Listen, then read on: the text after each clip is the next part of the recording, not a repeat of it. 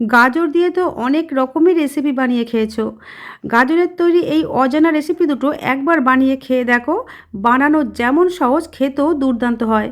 আর যাকেই তৈরি করে খাওয়াবে বারবার কিন্তু সে রিকোয়েস্ট করবে এই রেসিপিগুলোই তৈরি করে খাওয়ানোর জন্য। দারুণ স্বাদের এই রেসিপি দুটো একদিন বানিয়ে বেশ কয়েকদিন রেখেও খাওয়া যায়। নমস্কার বন্ধুরা, বেঙ্গলি ওভেনে তোমাদের সবাইকে স্বাগত জানাই। গাজরের তৈরি এই রেসিপিগুলো তৈরি করার জন্য আমি এখানে নিয়েছি 3 পিস গাজর। এখানে আমি লাল কালারের গাজর ব্যবহার করেছি, চাইলে কিন্তু কমলা কালারের গাজরও ব্যবহার করা যাবে। গাজরগুলোকে প্রথমে আমি ভালোভাবে ধুয়ে পরিষ্কার করে নিই, তারপর ওপরের গাগুলোকে একটু চেঁচে ফেলে দিয়েছিলাম।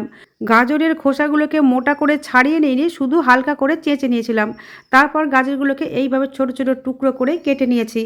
এখন এই টুকরোগুলোকে মিক্সিং গ্রাইন্ডারের মধ্যে দিয়ে অল্প একটু জল দিয়ে পেস্ট করে নিতে হবে। আর পেস্টটাকে কিন্তু মিহি পেস্ট করতে হবে।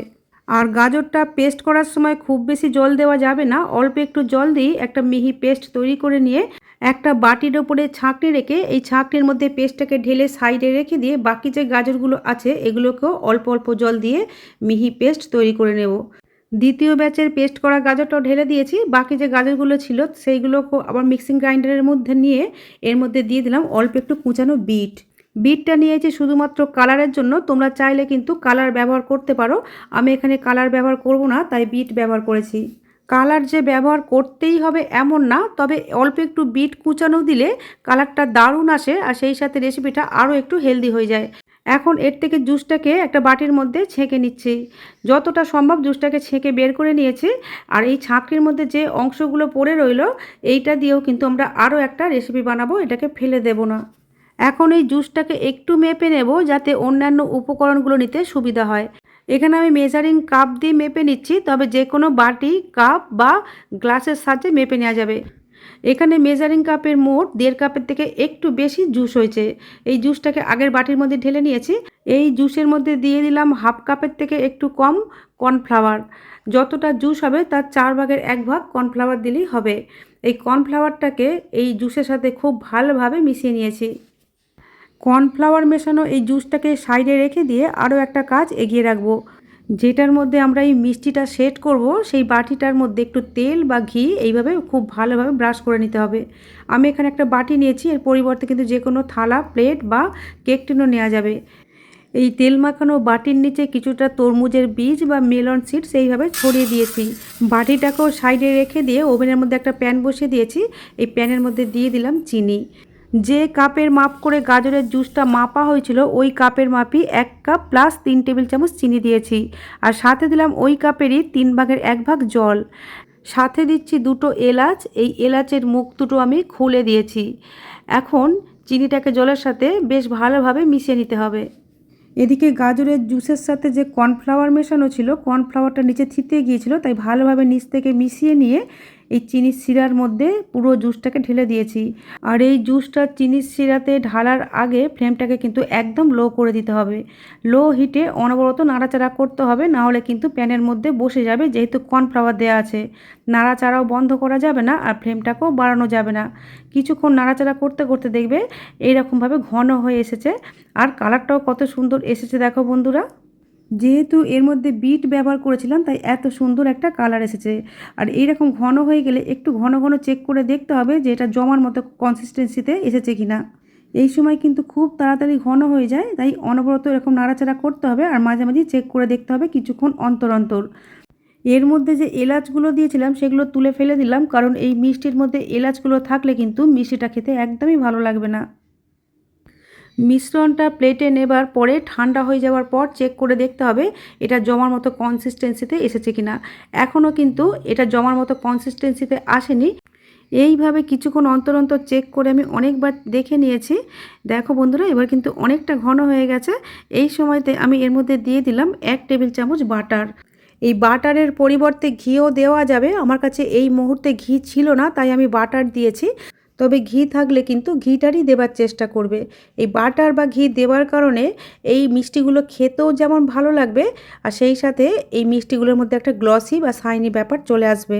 জমার মতো কনসিস্টেন্সিতে এসেছে কিনা বোঝার আরও একটা উপায় হলো এইভাবে ফেলবে, দেখবে রিবনের মতো পড়ছে আর শেষের অংশটা পড়তে একটু দেরি হচ্ছে।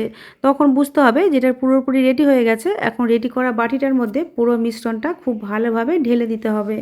আর এটা গরম গরম অবস্থায় খুব দ্রুত করতে হবে, না হলে কিন্তু সঙ্গে সঙ্গে জমতে শুরু করে দেয়। বন্ধুরা দেখো, আমরা কিছুক্ষণ আগে যে মিশ্রণটা তুলে রেখেছিলাম ঠান্ডা হয়ে গেছে, এটা কিন্তু জমে গেছে। আর এই বাটির মিশ্রণটাও ঠান্ডা হয়ে যাওয়া মাত্রই জমে যাবে। এই মিষ্টি বা জেলিটা ঠান্ডা হতে থাক, এই সময়ের মধ্যে গাজরের আরও একটা মিষ্টি বা পিঠা তৈরি করে নেব। তার জন্য ওভেনে একটা কড়াই বসিয়ে দিয়ে এর মধ্যে দিয়ে দিয়েছি 1 টেবিল চামচ বাটার। এখানেও কিন্তু বাটারের পরিবর্তে ঘি দেওয়া যাবে। বাটারটা গলে গেলে এর মধ্যে দিয়ে দিলাম 1 টুকরো দারুচিনি। দারুচিনিটাকে বাটারের মধ্যে একটু ভেজে নিয়ে এখন বাটারটাকে কড়ার চারপাশে লাগিয়ে দিচ্ছি, যাতে গাজরের মিশ্রণটা ভাজার সময় কড়ার গায়ে লেগে না যায়। এইবারে এর মধ্যে দিয়ে দিলাম ছাঁকনির মধ্যে আটকে থাকা সেই গাজরের অবশিষ্ট অংশগুলো। এগুলোকে মিডিয়াম ফ্লেমে অনবরত নাড়াচাড়া করে একটু ভেজে নিতে হবে বাটারের সাথে। 1 থেকে 1.5 মিনিট ভেজে নিয়েছি। এখন এর মধ্যে দিয়ে দিচ্ছি সুজি। এখানে একটা ছোট বাটির মাপ করে 1 বাটি সুজি দিয়েছি। এই সুজিটাকেও গাজরের সাথে একটু নাড়াচাড়া করে ভেজে নেব। খুব বেশি ভাজার দরকার নেই, সুজিগুলোকেও আরও 1 থেকে 1.5 মিনিট ভেজে নিলেই হবে, যাতে সুজির মধ্যে যে কাঁচা গন্ধটা আছে সেটা যেন চলে যায়। বন্ধুরা দেখো, সুজিটাকে আমি 1 মিনিট মতো ভেজে নিয়েছি গাজরের সাথে। এখন এর মধ্যে দিয়ে দিচ্ছি জল। যে বাটির মাপ করে সুজি মেপেছিলাম ওই বাটির মাপেই 2 বাটি দিচ্ছি জল। সাথে দিলাম একদম সামান্য লবণ। আর এখানে কিন্তু জলের পরিবর্তে দুধও ব্যবহার করা যাবে। জল বা দুধ যেটাই ব্যবহার করো না কেন, যতটা সুজি নেবে ঠিক তার দ্বিগুণ পরিমাণে এই জল বা দুধ নিতে হবে। আর এটাকে নাড়াচাড়া করে একটা ডোয়ের মতো তৈরি করে নিতে হবে। রুটি পরোটা তৈরি করার জন্য যেমনভাবে আমরা ডো তৈরি করি ঠিক সেই রকম ডোই এখানে তৈরি করতে হবে। আর ডোটাকে কিন্তু একটু শক্ত করেই নামাতে হবে, কারণ এখানে আমাদের কিন্তু নরম ডো না, একটু শক্ত ডোর প্রয়োজন। ডোটা যদি নরম হয়ে যায় তাহলে পিঠাগুলোর শেপ দিতে একটু অসুবিধা হবে। ডোটা রেডি হয়ে গেছে, এটা একটা প্লেটের মধ্যে ঢেলে নিয়েছি। এখন খুব গরম, হাত দিয়ে মাখা যাবে না, তার জন্য এটাকে হালকা করে একটু ঠান্ডা করে নিতে হবে। ডোটা ঠান্ডা হতে থাক, এই সময়ের মধ্যে একটা চিনির শিরা বানিয়ে নেব। তার জন্য যে বাটির মাপ করে সুজি নিয়েছিলাম ওই একই বাটির মাপ করে 1 বাটি নিয়েছি চিনি, আর সাথে দিলাম 1 বাটি প্লাস 4 টেবিল চামচ জল। আর নিয়েছি 2টো এলাচ। এই এলাচগুলোর মুখ দুটো খুলে এই চিনির শিরার মধ্যে দিয়ে দিলাম। এখন চিনিটা পুরোপুরি জলের সাথে মিশে না যাওয়া পর্যন্ত ফোটাতে হবে। আর এই শিরাটা কিন্তু একদমই ঘন শিরা হবে না, একটু পাতলা টাইপেরই হবে। তবেই এই পিঠা বা মিষ্টিগুলোর ভিতরে শিরাগুলো খুব ভালোভাবে শোক করবে। বন্ধুরা দেখো, চিনিগুলো কিন্তু জলের সাথে বেশ ভালোভাবে মিশে গেছে। চিনিটা জলের সাথে মিশে যাওয়ার পর আর বেশিক্ষণ ফোটাবার দরকার নেই। গ্যাসের ফ্লেমটা অফ করে দিয়ে চাপা দিয়ে রেখে দিলাম, যাতে চিনির শিরাটা ঠান্ডা না হয়ে যায়। এদিকে দেখো, আমরা যে মিষ্টিটা ঠান্ডা হতে দিয়েছিলাম এটা কিন্তু ঠান্ডা হয়ে গেছে, হাতের মধ্যে কিন্তু কিছু লেগে যাচ্ছে না। এখন এই বাটির উপরে একটা প্লেট বসিয়ে এই বাটিটাকে উল্টে দিতে হবে, তাহলে কিন্তু খুব সহজে এই জেলি বা মিষ্টিটা এই বাটি থেকে বেরিয়ে আসবে। বন্ধুরা দেখো কত সহজে বেরিয়ে আসলো। আর মিষ্টিটা বা জেলিটা যে কতটা স্পঞ্জি আর নরম হয়েছে দেখি বুঝতে পারছো বন্ধুরা। এখন এটাকে ছুরির সাহায্যে পিস পিস করে কেটে নেব। দেখো বন্ধুরা, দেখতে কতটা লোভনীয় হয়েছে। এগুলোকে মিষ্টি বা জেলি যাই বলো না কেন, এটা খেতে বেশ ভালো হয় আর একদিন বানিয়ে অনেক দিন পর্যন্ত রেখে খাওয়া যায়। এদিকে দেখো, ডোটাকে যে ঠান্ডা হতে দিয়েছিলাম হালকা ঠান্ডা হয়ে গেছে। আমি চাপা দিয়ে রেখে দিয়েছিলাম যাতে বেশি না ঠান্ডা হয়ে যায়। এখন ডোটাকে রুটি মাখা ডোয়ের মতো করে মেখে নিতে হবে। তার আগে যে এর মধ্যে দারুচিনিটা দেওয়া ছিল সেটাকে প্রথমে বের করে ফেলে দিলাম। তারপর এইভাবে মেখে নিতে হবে। এই মাখাটা যত মসৃণ হবে তত পিঠাগুলো কিন্তু ভালোভাবে তৈরি করা যাবে। আর এখানে আমি পুর হিসাবে কিছুটা খোয়া ক্ষীর আর কিছুটা সন্দেশ নিয়েছি। এগুলো বাড়িতে রাখা ছিল তাই আমি আর আলাদা করে পুরটা তৈরি করিনি। তবে তোমরা চাইলে কিন্তু এর পরিবর্তে নারকেল আর গুড় দিয়ে নাড়ু তৈরি করে নিতে পারো, বা নিজেদের খুশি মতো যে কোনো পুর দিতে পারো। এখন মেখে নেওয়া ডোটা থেকে অল্প একটু অংশ হাতের মধ্যে নিয়ে প্রথমে গোল করে নিয়ে তারপর একটা বাটির মতো তৈরি করে নিলাম।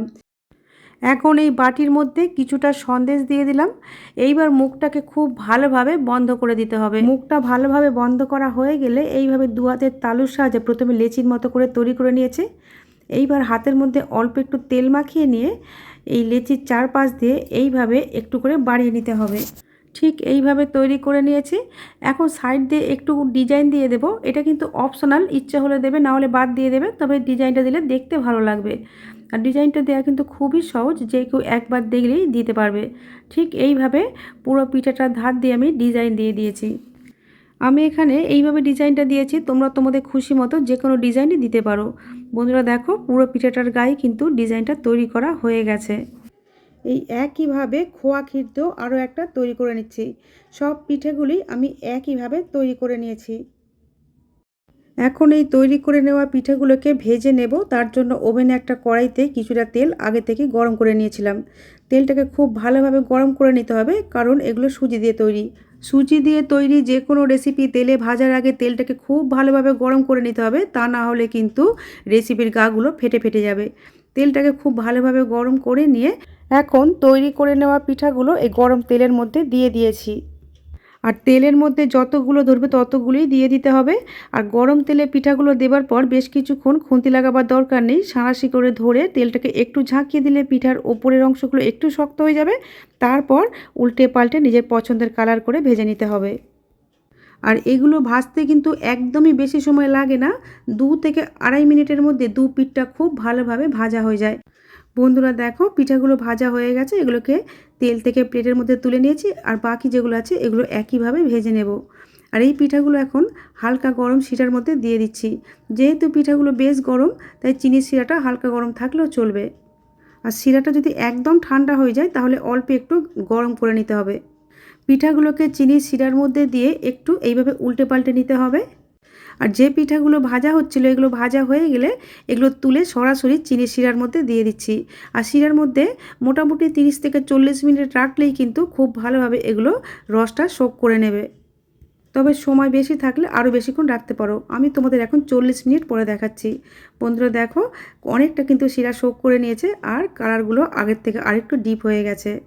এখন আমি তোমাদের একটা পিঠে কেটে দেখিয়ে দিচ্ছি যে পিঠার ভিতর পর্যন্ত কতটা রস ঢুকেছে আর পিঠাগুলো কতটা নরম তুলতুলে হয়েছে। আমি আমার চ্যানেলে এই রকমই হাতের কাছে থাকা উপকরণ দিয়ে সহজভাবে তৈরি নতুন নতুন রেসিপির ভিডিও আপলোড করে থাকি। এই রকম রেসিপির ভিডিওর আপডেট সবার আগে পাওয়ার জন্য ইউটিউব থেকে দেখলে চ্যানেলটা সাবস্ক্রাইব করার আর এফবি পেজ থেকে দেখলে পেজটাকে ফলো করে নেওয়ার অনুরোধ রইল। বন্ধুরা আজ তাহলে এই পর্যন্তই। তোমাদের সাথে আবার আমার দেখা হবে নতুন কোনো রেসিপির সাথে। তোমরা ভালো থেকো, সুস্থ থেকো, সাবধানে থেকো।